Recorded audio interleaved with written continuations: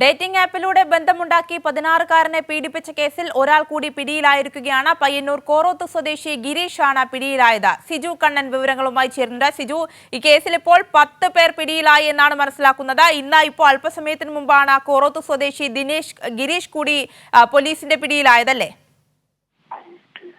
Arya, dating ആപ്പിലൂടെ ബന്ധം സ്ഥാപിച്ച് 16-കാരനെ പീഡിപ്പിച്ച സംഭവത്തിൽ ഒരാൾ പിടിയിലായിരിക്കുകയാണ്. ഇതോടെ കേസിൽ പിടിയിലായവരുടെ എണ്ണം 10ആയി. പയ്യന്നൂർ കോറോത്ത് സ്വദേശി ഗിരീഷ് ആണ് പിടിയിലായത്. പിടിയിലാവാനുള്ള പ്രതികൾക്കായി പോലീസ് അന്വേഷണം ഊർജിതമാക്കി വരികയായിരുന്നു. കഴിഞ്ഞ ദിവസം 9 പേർ ആ കേസിൽ പിടിയിലായിരുന്നു. ആകെ 16 പേരാണ് ആ കേസിൽ പ്രതികളായിട്ടുള്ളത്. 15 കേസുകളാണ് ഇതുവരെ രജിസ്റ്റർ ചെയ്തത്.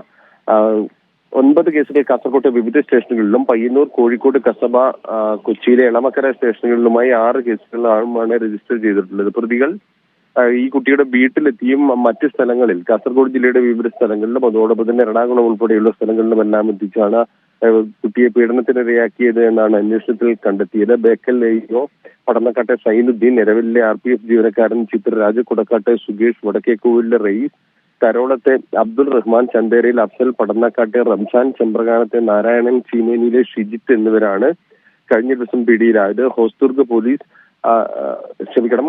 മജിസ്ട്രേറ്റ് കോടതി 14 ദിവസത്തേക്ക് ഇവരെ റിമാൻഡ് ചെയ്തിട്ടുണ്ട്. കാസർഗോഡ്, കണ്ണൂർ, കോഴിക്കോട് ജില്ലകളിലുള്ളവർ പ്രതിപട്ടികയിലുണ്ട്. അതുകൊണ്ട് തന്നെ മറ്റ് ജില്ലകളിലേക്കും അന്വേഷണം വ്യാപിപ്പിച്ചിട്ടുണ്ട്. സംശയം തോന്നിയതിനെ തുടർന്ന് കുട്ടിയുടെ ഉമ്മ ചൈൽഡ് ലൈൻ പ്രവർത്തകരെ വിവരമറിയിക്കുകയായിരുന്നു. ചൈൽഡ് ലൈൻ പ്രവർത്തകർ നടത്തിയ കൗൺസിലിംഗിലാണ് 2 വർഷമായി പ്രതികൾ ഈ രീതിയിൽ പീഡിപ്പിക്കുന്നതായി കുട്ടി വെളിപ്പെടുത്തിയത്.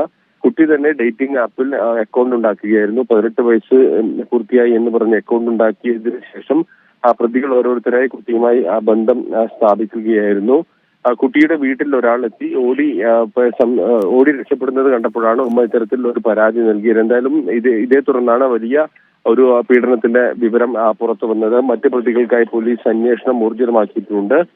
പിടിയിലായ ബേക്കൽ ഉപജില്ലാ വിദ്യാഭ്യാസ ഓഫീസർ VK സൈനുദ്ദീനെ കഴിഞ്ഞ ദിവസം വിദ്യാഭ്യാസ വകുപ്പ് സസ്പെൻഡ് ചെയ്തിരുന്നു. ആര്യ, ശരി, സിജു കണ്ണനാണ് വിവരങ്ങൾ നൽകിയത്.